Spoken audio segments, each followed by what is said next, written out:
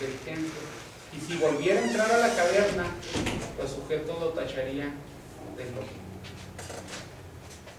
Pensarían que todo lo que él dice, que todo lo que él ve, que todo lo que él hace está fuera de contexto.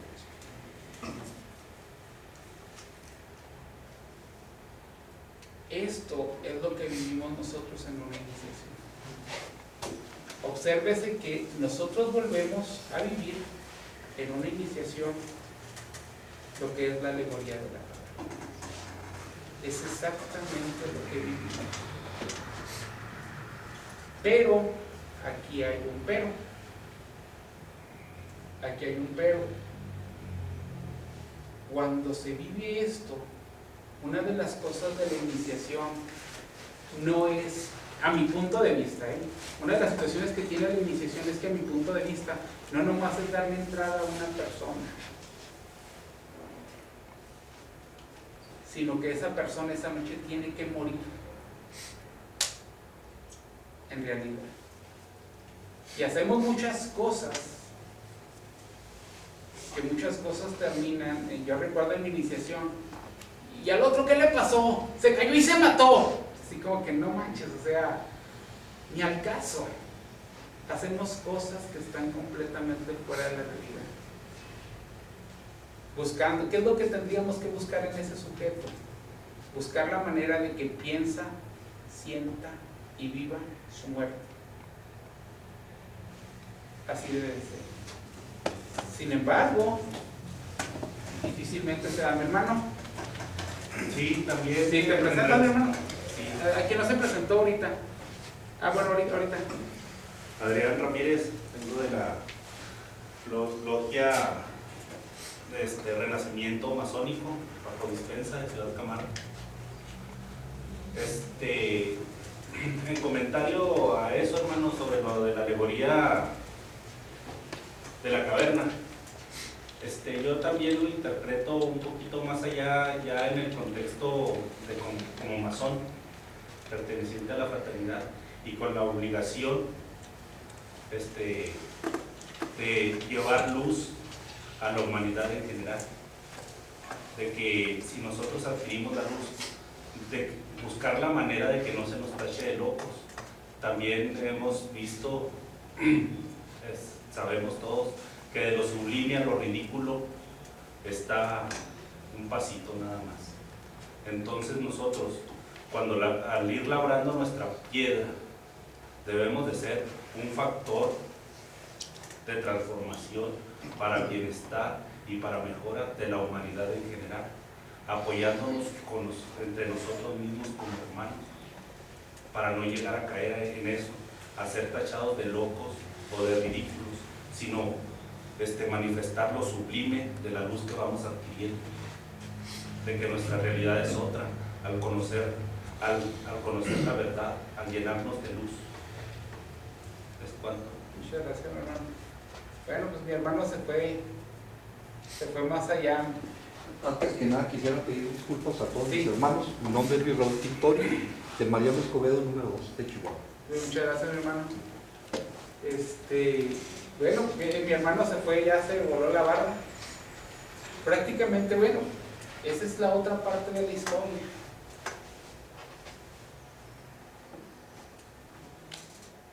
Les voy a adelantar un comercial.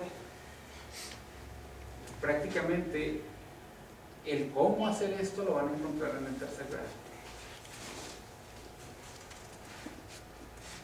Pero sí, esa es parte de la finalidad. Más que ya mi hermano ya se nos adelantó, ya pegó un pequeño brinco. Esto no es para primer grado, pero sí es la finalidad. Es como les digo, no se trata de llegar a la maestría para poder hacer este tipo de cosas. Se trata desde mi nivel, desde mi situación, desde mi condición, desde mi contexto, empezar a pegar este pequeño brinco. Pero luego, bueno, ahorita vamos a entrar en esa parte. Esta es la alegoría no es la alegoría, pero es la muerte de Sócrates. Y en este caso, bueno, la conciencia dispone de dos maneras de representar el mundo: una directa, que esto ya lo habíamos visto, presentarse ante el espíritu; otra indirecta, donde el objeto ausente se representa, se presenta, no está separada la palabra, sino que se vuelve a presentar ante la conciencia mediante una imagen. Llegamos a la imaginación simbólica propiamente dicha, cuando el significado es imposible de presentar y el signo solo puede referirse a un sentido y no a una cosa sencilla. ¿Por qué los sujetos no cambiamos? Porque los sujetos estamos llenos de símbolos, pero esos símbolos, yo lo que hago es que me adapto a los símbolos. Perdón, no me adapto, adapto el símbolo a mi condición, a mi realidad. Es decir, soy masón, adapto la vida a la masonería. Cuando si yo quiero mover las cosas, bueno, tengo que hacer que la masonería mueva la vida. La mayoría de las cosas se suceden así. Miren, los sujetos no cambiamos porque los sujetos quieramos cambiar. Los sujetos cambiamos porque aparecen variables extrañas, cosas diferentes que nos hacen que demos un cambio. Cuando estamos jóvenes, los compas y los amigos, aparece la variable extraña con minifalda. Entonces dejo a los compas y me voy con la variable extraña. La variable extraña novia se convierte en la variable extraña esposa. Y cuando ya tengo un sistema de vida, aparece la variable extraña hijos y cambia mi estilo de vida. Y aparece la variable extraña amante y cambia mi estilo de vida. Y aparece la variable extraña. Es decir, la mayoría de las veces los sujetos cambiamos siendo consecuencia de las cosas. Pensamos que cambiamos, pero en realidad las cosas son las que nos cambian a nosotros los sujetos. En ese sentido, esta es una de las partes que juega, sería como parte de la piedra fundamental de la masonería, encontrar el significado del signo al símbolo y eso poder insertarlo en una situación de tipo social. Ok. Sí. Yo a lo mejor difiero un poquito o a lo Sí. mejor lo entiendo de otra manera. Sí, no importa. La esencia Sí. de uno mismo no cambia. Sigue uno siendo tal o cual. Lo que hacemos es modificarnos para entender lo que nos rodea, para entenderlo y hacerlo propio, para poder seguir adelante con todas las variables que acabas de mencionar, en el caso de lo que acabas de decir. Pero yo siento o creo que en esencia seguimos siendo los mismos. Las situaciones son las que nos hacen modificarnos. Sí. ¿Sí, mi hermano? Bueno, primero que nada, mi nombre es Efraín Viramontes, trabajo en Lázaro Cárdenas número 8 en el oriente de Meoqui, en sus órdenes. Como dice mi hermano, considero, y me gustó la palabra que utilizó, esencia.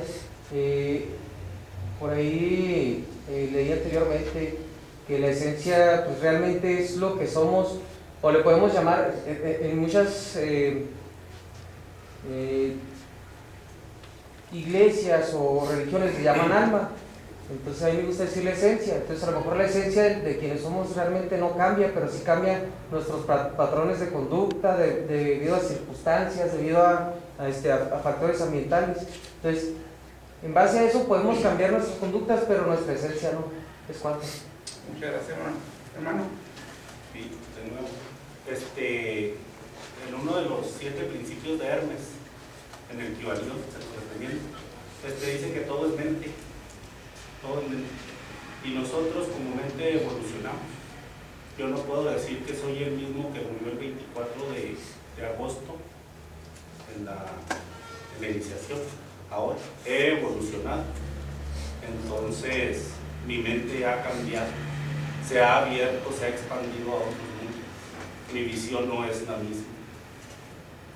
No sé, el maestro me pueda sacar de mi ignorancia o nos pueda ilustrar con su luz. Los saquen las broncas, una de dos.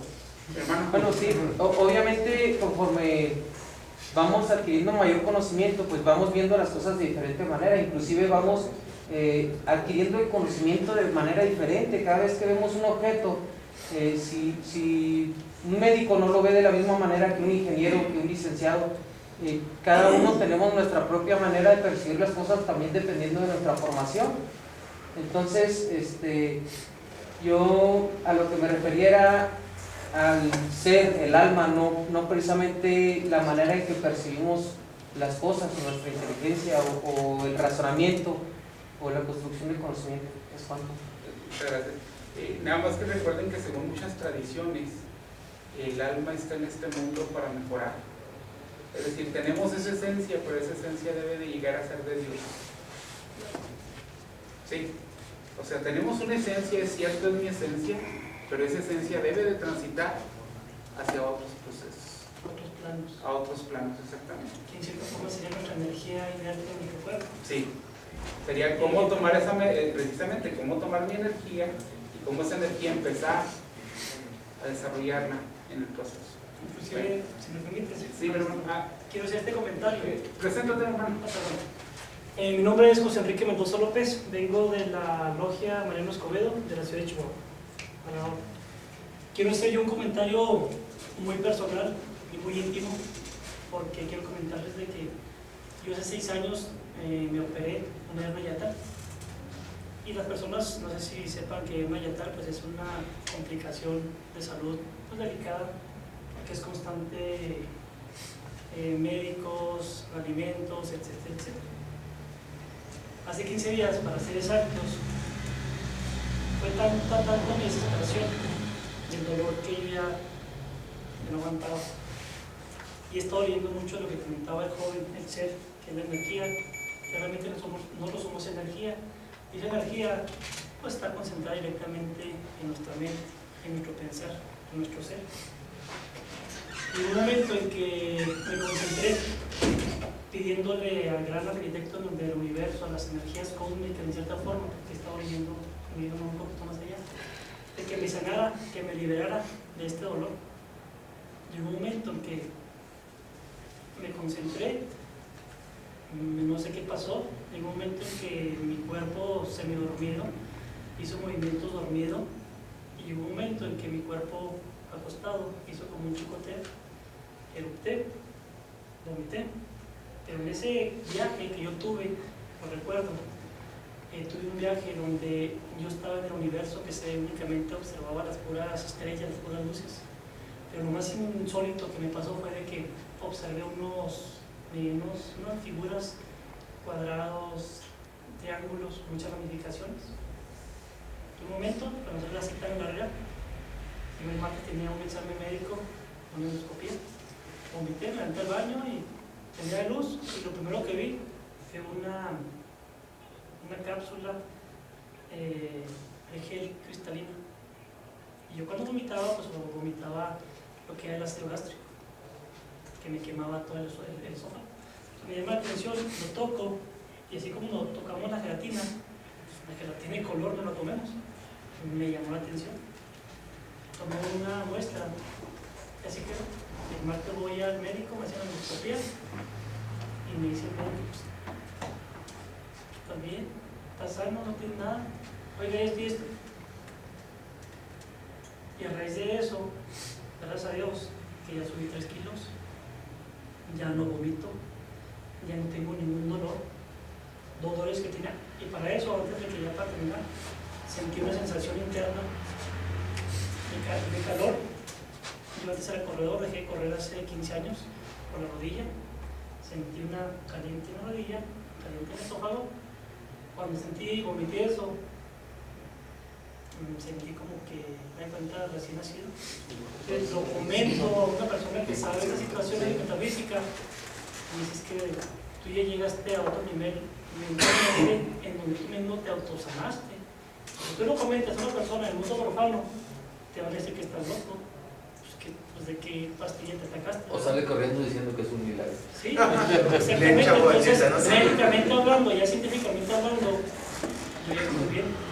Y yo ya me siento bien porque ya tengo 15 días que yo puedo comer lo que no comía antes. Te liberaste. Me liberé, entonces estaría endemoniado, estaría embrujado, no sé, ¿verdad? Pero fue esa situación de lo que manejaba el joven, el compañero del hermano, de que nosotros somos energía y todo está aquí en nuestra mente. Es correcto. Muchas gracias. Mi hermano. Sí, yo soy Norman Arvizo Terrazas, de la logia Homero Castillo Ibarra de Ciudad Juárez, en la otra.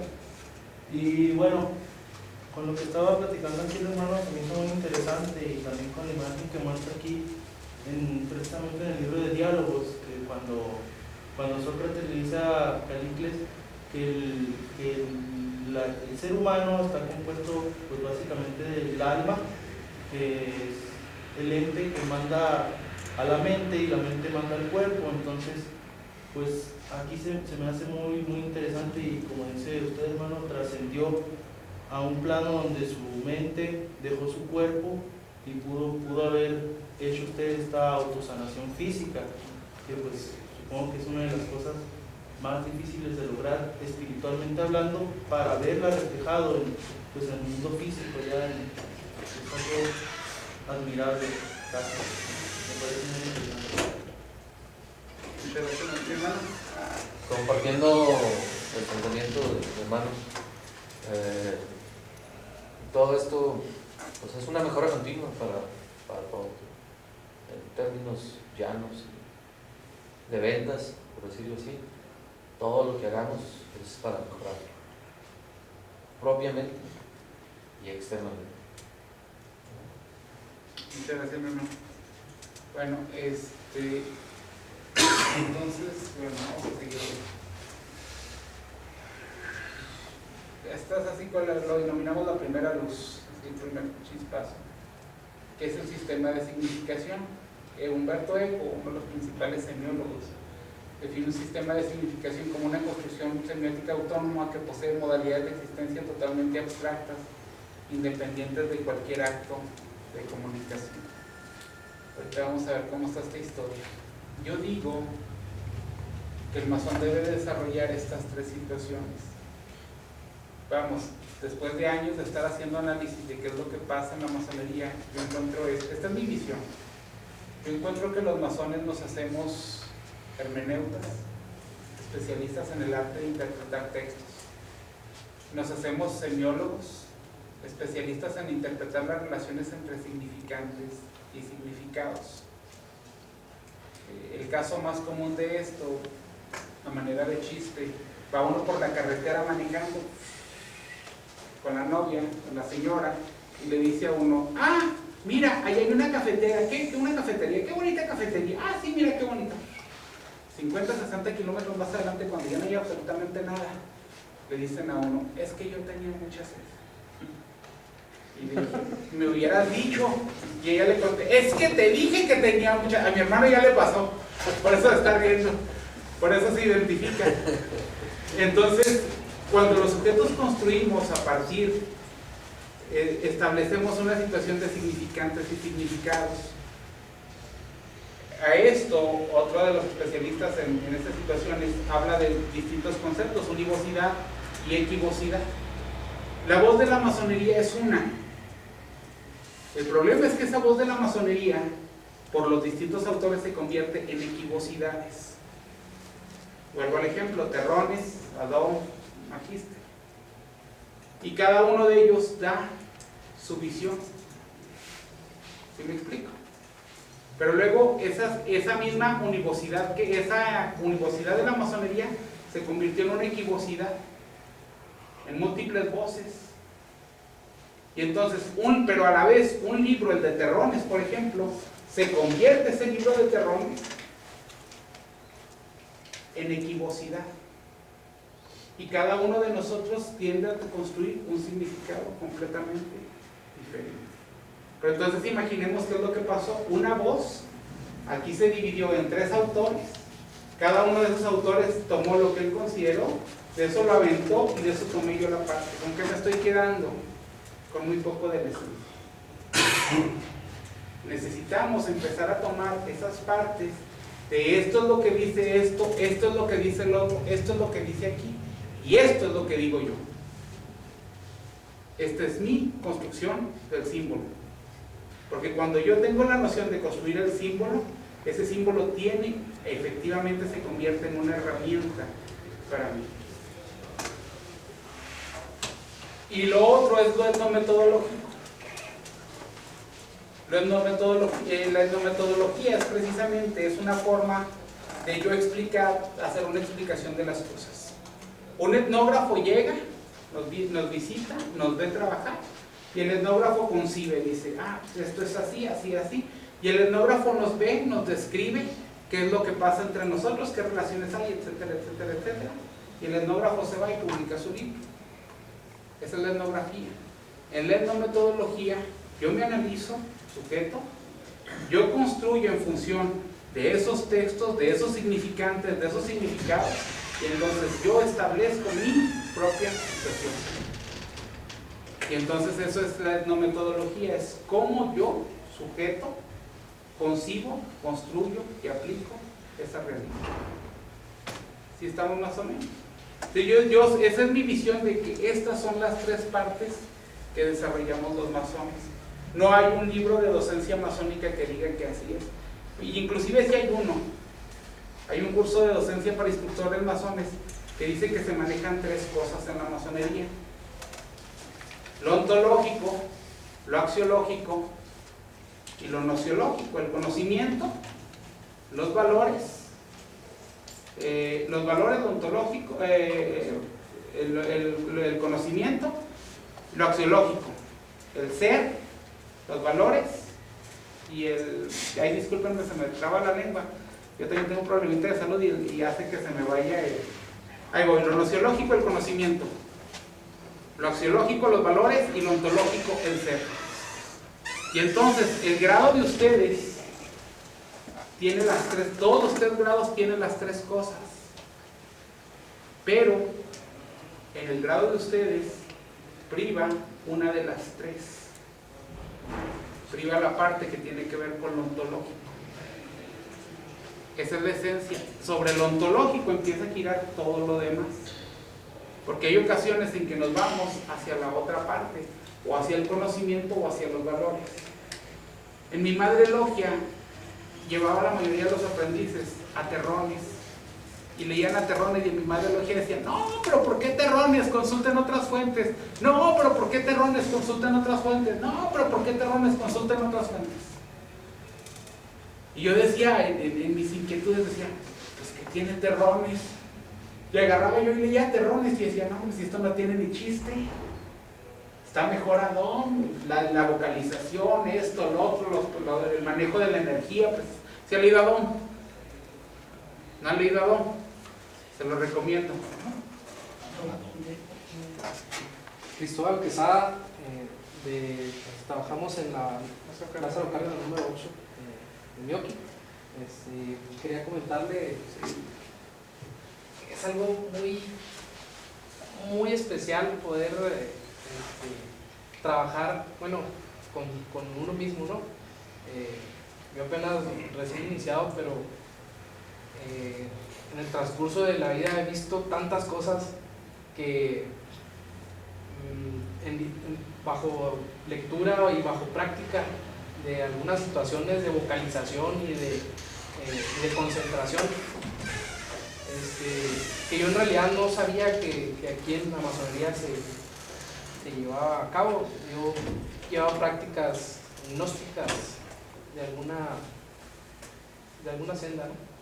Y sí es muy interesante, de hecho, cómo la energía de uno mismo sale a pasear, como se podría decir, y a conocer otras cosas, ¿no? A lo mejor eso que yo hice fue lo que me hizo llegar hasta aquí, donde estoy, en la logia. Y pues quería externarlo porque es algo que a mí me pasó, y sobre situaciones muy extra normales, ¿no? Entonces sí es muy bonito ir un poquito más allá. ¿Sí? Bueno, les decía, por ejemplo, y hay una explicación. Adón está diseñado para los filosóficos. Adón está más diseñado Adón para el filosofismo que para el aprendiz. Sin embargo, como es mexicano, como es latino, hispano, pues, por el idioma, por todo, tomamos a Terrón. Y entonces nos vamos con Terrón. Y Terrones tiene una riqueza enorme, enorme. Quien logre descifrar a Terrones tiene ganado muchas cosas. El problema es que no es tan fácil, se ve muy simple, muy soso, y es extremadamente complejo, es denso, es difícil, es pesado, tiene muchas cosas, y es lo que les digo. Ahora, si en ese sentido lo volvemos a ver, bueno, uno maneja el símbolo, otro maneja lo esotérico, y el otro maneja la parte filosófica. Y el masón no puede ser una de las tres cosas. Debe de privar una de las tres, pero tiene que estar desarrollado en las tres. Porque si agarro un caminito y me voy por ahí, difícilmente estoy haciendo la otra parte que me complementa. Aquí tengo una duda. ¿Sí saben que la logia es un cuerpo humano? ¿Sí saben eso de que la logia es un cuerpo humano? Que representa las sefiras del árbol de la vida. ¿Sí lo ubican esa parte? Sí. Bueno, cada una de las partes en la logia hay 3 columnas que están representadas en las sefiras. Cada una de las columnas sostiene una situación. Si yo me cargo por una de ellas, lo más seguro es que la casa se me va a caer, o el templo se me va a caer. Necesito fortalecer forzosamente las otras dos. La columna del rigor, la misericordia y la belleza tiene que estar precisamente bien fortalecida. Y eso solamente sobre el estudio de las 3 columnas, sobre el trabajo de las 3. Aquí se me antoja una pregunta para aprendices. ¿Cómo son las columnas? ¿Cómo debieran ser tal vez las columnas de IJ? ¿En qué estilo? Escojan.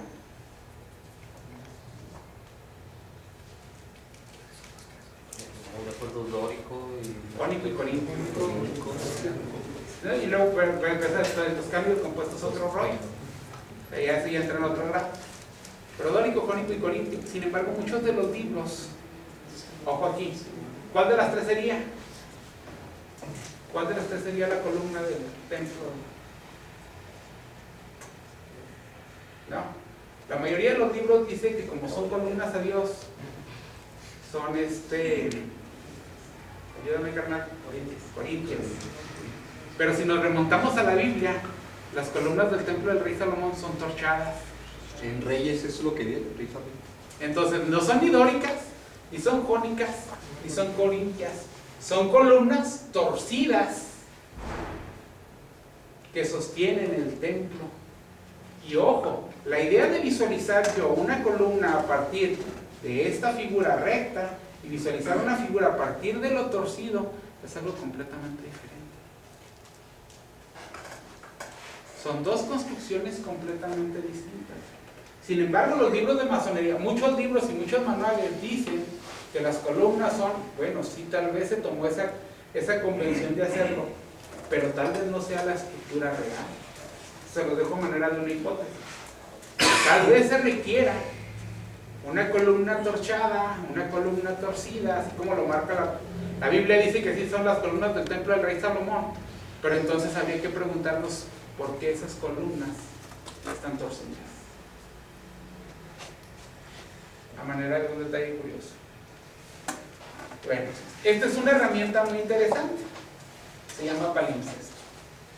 Muchos de los relatos de la antigüedad que tenemos nosotros sobreviven gracias a esta situación. En la Edad Media existían los papiros para escribir, pero entonces llega un momento en que hay crisis de papiros. Lo que hacía la gente era que borraba los papiros antiguos, pergaminos con miles de años, los borraban, los tallaban y escribían lo nuevo encima de ellos. Escribían por encima.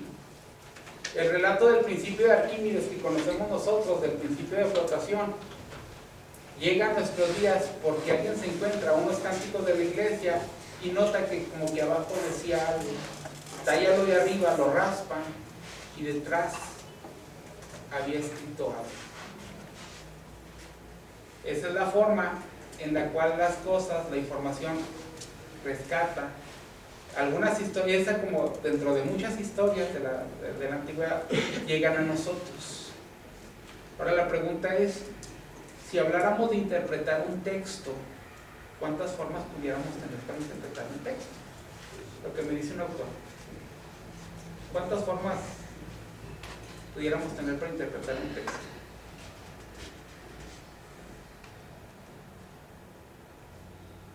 Más o menos un número. Una y mil maneras. Una y mil maneras. El problema es que entre una y mil es muy fácil perdernos. Lo ideal sería encontrar 8 maneras. A partir de lo que está escrito en un texto, hay cosas que se llaman, primeramente, lo que el autor dice de manera consciente e inconsciente. Ahí lo que el autor dice, que coincide de manera consciente o coincide de manera inconsciente con la intención del autor.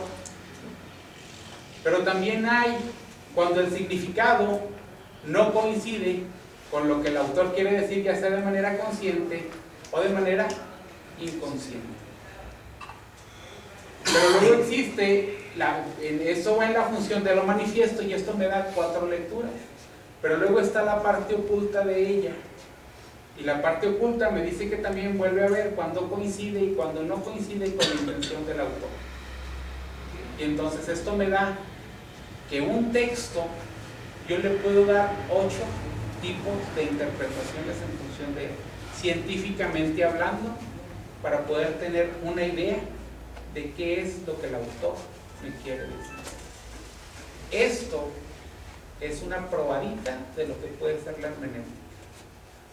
El palimpsesto es una técnica de que tiene la hermenéutica para interpretar textos. Entonces, si voy a leer textos de lo que ustedes quieran, gusten y manden, hasta desde su trabajo profano, el texto debe de tener ese proceso. Si hay hermanos aquí que son abogados, algunos lo hacen de manera inconsciente, algunos llegan a esto, algunos que son médicos llegan también precisamente a esto, leyendo las situaciones de los pacientes. Cuando se es ingeniero se llega precisamente, pero no se llega de una manera sistemática. Se llega a través del ensayo y error, y a veces no se sabe cómo se produce aquello. Un buen abogado, un buen licenciado, un buen contador, un buen X, tiene la capacidad precisamente de poder visualizar las situaciones y poder establecer todo este tipo de juegos de las cosas. Y entonces, la idea de compartir con ustedes esta mañana es, bueno, decirles, esto es una técnica. Si alguien tiene la curiosidad, sería interesante ver algún trazado, algún murilado, algún cincelado que dijera tal concepto de tal autor, el autor dice esto, de manera consciente, de manera inconsciente no dice esto, el autor no quiere decir esto, el autor se le va esto, el autor está ocultando esto, está manifestando esto. O sea, esto es una herramienta de análisis de textos, porque prácticamente es como es lo que les digo que somos. La masonería no lo da, y algunos tardamos más en desarrollarlo, otros tardan menos. ¿En función de qué lo da? En función de la tenacidad y de los cincelazos que cada uno de nosotros le meta a esto. Ahora, si esto lo quisiéramos ver así más o menos, en una lectura más precisa, el lector es lo que dice exactamente el texto. En el tiempo que tengo en la masonería, muchos de los jubilados van en función de lo que dice el texto. Pocos entran ya en procesos de análisis, donde mediante algún artificio, ya sea estadístico o conceptual, se busca caer las contradicciones. ¿Qué hace ahorita yo cuando les ponía el juego de las columnas? Los intentaba llevar a una situación, o es una maña, es una trampa de tipo conceptual, para que caigan en una contradicción. Pero es una maña para intentar buscar una lectura diferente, ¿sí? Luego el juez busca captar contenidos manifiestos que el autor utiliza conscientemente para ocultar otros mensajes. El caso que yo les planteaba ahorita de Televisa, o sea, conscientemente estoy utilizando esto porque el mensaje en realidad es otro. El crítico busca captar los contenidos manifiestos que el autor utiliza, pero ahora no se da cuenta y lo hace de manera inconsciente. De lo que usted está diciendo, Sí. yo lo que veo es esto. Yo creo que la tecnología nos Sí. ha sobrepasado, porque hay muchas veces que ni los chavos en la escuela, usted les encarga un trabajo, se van a la computadora, toman, pegan y le presentan el trabajo, pero ellos no van a hacer, no lo van a leer, no lo van a analizar, y no van a ser ellos, no van a ser críticos, no lo van a interpretar, simplemente a usted le van a llevar a hacer trabajo. Lo que yo les comentaba ahorita de los trazados, de que si son demostrativos, explicativos, argumentativos, valorativos, precisamente tiene que ver con el pensamiento crítico. El pensamiento crítico se dice que se desarrolla no cuando yo manifiesto una de las situaciones, sino el pensamiento crítico se da cuando yo soy capaz de manejarlas todas, de argumentar, de demostrar, de explicar, de valorar. Entonces, bueno, ese sería así como vamos intentando empezar a construir en ese sentido. Hermano. En este caso caeríamos un poco en lo que es el método científico. Sí, caeríamos un poco sin estar dentro. O sea, vamos, miren, ¿cuál es parte de nuestra realidad? Vemos personas entrar a los templos. Ustedes apenas empiezan, pero vemos con el paso del tiempo que son muchos los hermanos que están en sueños. Preguntamos cuántos, si vamos con los que soy masón, ¿cuántos hermanos tenemos en sueños? Son cientos, son miles de hermanos los que están en sueños. Mi hipótesis es que están en sueños muchos de ellos porque no encontraron lo que la institución les ofrece. La intencionalidad de estas academias masónicas es mostrar algunas expectativas, mostrar algunas situaciones, mostrar algunas cosas que están dentro de, intentando el crecimiento de los propios hermanos y en consecuencia el propio crecimiento de la institución. Pero de una manera no tan dejarlos a la y se va, sino intentar hacerlo un poco más estructurado, un poco más... a mí me llama mucho la atención, por ejemplo en España hay una universidad que ofrece un posgrado en historia de la masonería con valor. Es decir, alguien puede conseguir cátedra como profesor aprendiendo historia de la masonería. ¿Qué quiere decir esto? Que los tiempos de los usos y costumbres hasta cierto punto nos han rebasado. Decía ahorita el muy respetable gran maestro, tenemos que pensar la forma de ir incorporando esto a los templos, de ir capitalizando, de irlo potenciando, de irlo generando, de irlo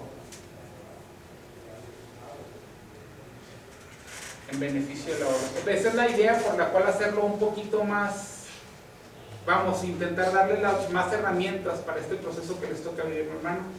Se me está ocurriendo, hermano, de cómo complementar esta situación, lo que estamos aquí aprendiendo contigo. Verlo como receptor y como autor, de que sea un complemento en la vida, de que nosotros con esas tres partes que mencionabas al principio, de al ver lo simbólico, lo filosófico y lo esotérico, hacer de todos nuestros actos, de todos nuestros trabajos, que vayan esos tres tipos, que vaya el simbolismo pues para que quien lo reciba no se meta tanto a nuestro subconsciente, que todo lo hagamos, que trabajemos el subconsciente y el consciente juntos, para enseñarnos a orar y a trabajar de esa manera, para que cuando nos encontremos con personas preparadas, que tengan la capacidad de la visión, la mente amplia para indagar o ver más allá de lo que nosotros queremos decir. Que no nos digan, no, pues es que él está queriendo decir esto, pero en realidad nos está diciendo esto otro también, sino que expongamos nuestras ideas y nuestros trabajos como nosotros queremos, de una manera global. Más o menos. Y miren, parte de la idea es esto. El martillo. ¿Cómo es el martillo del masón? Aquí voy a brincar un pedacito. ¿Cómo es el martillo del masón? ¿Cómo debe ser el martillo del masón? ¿Alguien se acuerda cómo es el martillo del masón? No, entonces no, hermano. Preséntese, mi hermano, por aquí. Buenas tardes, queridos hermanos todos. Mi nombre es Arturo Torres Escalante, del Oriente de Ciudad Capargo. Pues con la suerte que tenemos de que nos ha tocado que nos esté dando luz nuestro venerable hermano, y haciendo mi comentario acerca de que nos rebasa la tecnología en ocasiones. Una de las cosas que yo he aprendido en muy poco tiempo que hemos estado trabajando es de que necesitamos llegar a la escuela antigua que usaban nuestros padres en cuestión de arrastrar el lápiz. Nos hace tan fácil agarrar la computadora y hacer todo o imprimirlo directamente desde internet, que hemos olvidado que la mejor manera de aprender y la cual nos ha sugerido nuestro venerable es arrastrar el lápiz, hacer borradores y escribir y tomar de diferentes autores las partes medulares de un tema, y de esa manera yo en lo personal he notado que ha sido más provechoso para mí hacer los burilados, porque primero lo hago en borrador, en una hoja, lo escribo, lo siento y lo comprendo de esa manera. Y a nuestros hijos les tocó una área de tecnología en la cual ellos no arrastran el lápiz. Entonces nuestra misión como aprendices es arrastrar mucho el lápiz, hacernos callo en la mano y practicar los burilados y tomar de diferentes autores las tres partes que nos comentaba nuestro venerable. ¿Es cuánto, venerable? Muchas gracias. No, es que no le di chance porque eso es algo que ya trabajamos con ellos. Ahorita les platico. Sí, mi hermano. ¿Esto no? No, sí. Muy bien. De hecho es una condición que ya vivimos en la actualidad y salen, a lo que quiero llegar es que hay muchos profesionistas que nos graduamos de licenciatura, hacemos una tesis, una tesina y muchas veces no sabemos lo que queremos hacer. A mí me pasó una situación muy particular al momento de hacer mi tesis, al momento de integrar el equipo, porque tenemos que ser mínimo 3 personas para hacer la tesis. Yo presenté mi idea de la tesis, era un estudio sobre la historia y aplicación del cooperativismo como una llave para la economía social. Entonces se los presenté a mis compañeros del equipo y me decían, no, es que no te entiendo lo que quieres hacer.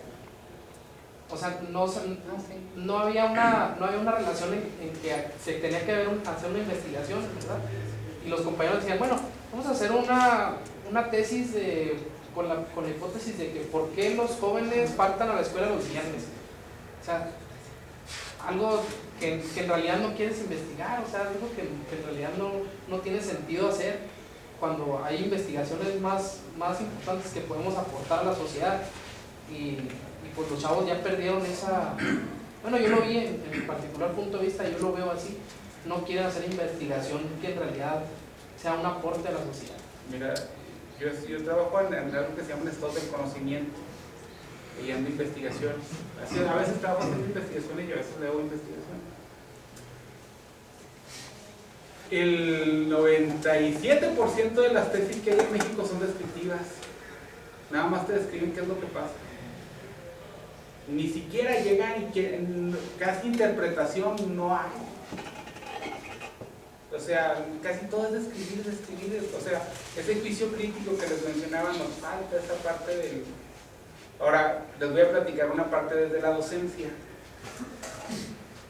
Yo he leído igual cientos de proyectos escolares. Una de las problemáticas que quejan las escuelas es la comprensión lectora. Pero imagínense el mundo que les acabo de manejar ahorita. Hay la lectura de texto y hay la lectura de imágenes. Cuando evalúan a México, pesan más las imágenes que el texto, porque el mundo es un mundo de imágenes ahorita por las computadoras. Tiene más peso esta lectura que esta otra. Vivimos con la marca equivocada, también. Pero luego, la mayoría de las escuelas que ustedes vayan tienen un proyecto de lectura, tienen bibliotecas, tienen esto, tienen el otro. Sin embargo, los procesos están peor que hace varios años. En una investigación que hicimos hace unos años con un doctor cubano, nos dimos cuenta de que la sociedad, ¿qué fue lo que medimos? Medimos el nivel de lenguaje en preescolar, primaria y secundaria. Nos dimos cuenta que los niveles de lenguaje en preescolar van así, en primaria están así, en secundaria van para abajo. Es decir, en vez de ser una sociedad que evoluciona, somos una sociedad que involuciona, que vamos hacia atrás. Hay tres formas de poder: el conocimiento, el dinero y la violencia. ¿Qué priva en nuestra sociedad? La violencia. ¿Quién es el sujeto violento? El sujeto que no sabe comunicarse. Su forma de comunicarse es mediante la violencia. Y estamos generando precisamente eso. Ahora aquí va la hipótesis. Yo tengo muchos años manejando aquí en el estado de Chihuahua en que el problema de la lectura no es la lectura. La lectura no es la enfermedad, la lectura es un síntoma de que algo pasa. Y muy posiblemente el síntoma que yo veo es que se define como un proceso de lectoescritura. Es decir, para aprender a leer, se aprende escribiendo. ¿Qué están haciendo las escuelas y los padres? Agarran al niño y lo ponen que escriba. Según los paradigmas educativos, ¿cuál es la principal herramienta para el desarrollo del sujeto? El lenguaje. ¿Cuáles son las dos herramientas que tienen ustedes? El escribir los trazados y el exponerlos en lápiz. Y entonces, si no estoy arrastrando el lápiz, como decía mi padre, eso es algo que yo les acerqué mucho a los aprendices y a los compañeros allá. Si no arrastran el lápiz y no hacen uso de la tribuna de la elocuencia, difícilmente van a desarrollar. Porque eso es esencial para el desarrollo del ser humano. En la medida en que el ser humano aprende todo eso, el ser humano es capaz de entrar en otros procesos. ¿Qué es lo que pasa institucionalmente? Eso se casca, se aniquila. Es que tenemos una biblioteca y es que tenemos que hacer uso de la biblioteca. Entonces los niños, métete a la biblioteca y tienes que leer esto. Como les digo, muy posiblemente el proceso no sea la lectura. Posiblemente lo que hace falta es que el sujeto arrastre el lápiz. Si nosotros hacemos memoria, nosotros aprendimos a leer escribiendo. Pongan a un sujeto a escribir ahorita una cuartilla, un sujeto de prepa, un sujeto de secundaria, y una cuartilla es un mundo para ti. Entonces es una invitación a manera de conversar. Bueno, me voy a brincar un poquito en esto. Bueno, entonces podemos interpretar un texto desde 8 maneras diferentes, y sería interesante hacer este ejercicio de tomar el texto y decir, caray, puedo hacer esto, puedo interpretarlo así, puedo buscar todo esto. En la medida en que uno va buscando todo esto, los procesos, todos los procesos que va uno viviendo en lo laboral, en la vida cotidiana, dentro de la institución, empiezan a cobrar un sentido diferente. Aquí les traía un trabajito, el tiempo nos está comiendo, es Mozart, es la flauta mágica. La flauta mágica encierra una iniciación masónica. La flauta mágica encierra todo lo que es ese es el simbolismo de... ¿Quién ha visto la flauta mágica? ¿Sí saben que la flauta mágica encierra una iniciación masónica? Es toda una obra de arte. Todo lo que se vive en una iniciación masónica está escondido en las imágenes, en los parlamentos, en la música. Hay una parte en donde hay una parte muy famosa, Papageno y Papagena, una de las obras, empieza Papageno, y lo empieza, en el momento en que va al cuarto empieza Papageno, cuando va al cuarto empieza el otro, y empieza el otro, y empieza el otro, y lo hacen 18 veces. El 18 no es una obra de la casualidad. 18 es 1 y 8, 9, por suma teosófica. El 9 viene siendo 3 veces 3. Existe todo un mundo dentro de lo que viene siendo la flauta mágica.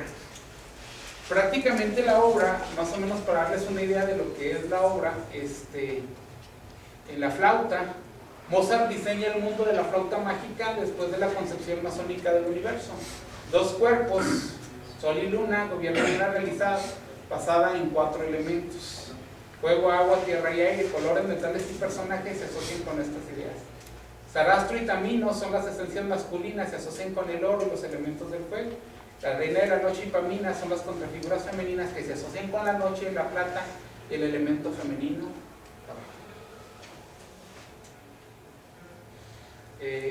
Papageno y Monostatos forman el último par. Papageno, como hombre pájaro, representa el aire. Monostatos, en su oscura morada, en su forma de cueva, representa la tierra.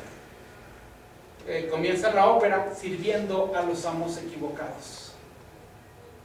Lo que busca la ópera es restablecer el equilibrio justo, ese famoso orden en el caos, pero está encerrado a partir de esos elementos.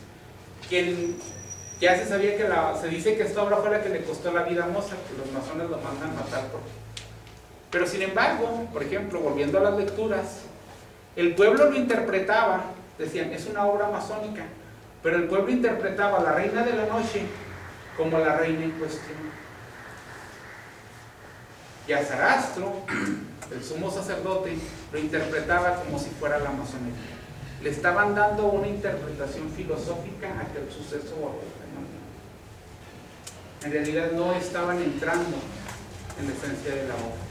La esencia de la obra tiene que ver más cómo se manejan los elementos y cómo los elementos permiten en determinado momento dar una probada diferente. Prácticamente lo que se encierra en una iniciación, sabemos que son los 4 elementos, prácticamente lo sabemos, pero hay mucho más atrás de lo que se vive en esa noche. Maestro, Sí. disculpe, la esencia o la raíz de esa obra, ¿de dónde? ¿Es de Mozart? Sí, pero realmente esas raíces, ¿de dónde las saca? ¿De los egipcios, de los fenicios? ¿De dónde? Porque veo que están como egipcios en esa imagen que estaba ahí. Lo que pasa es que si nos vamos al egipcio, No, por la imagen que nos mostró. sí, no, prácticamente hay un estudio de antropología que se llama la rama dorada. La rama dorada es un estudio de antropología bastante interesante que se hacía por 1800, 1700, no me recuerdo ahorita la fecha. Y entonces ahí se presenta esa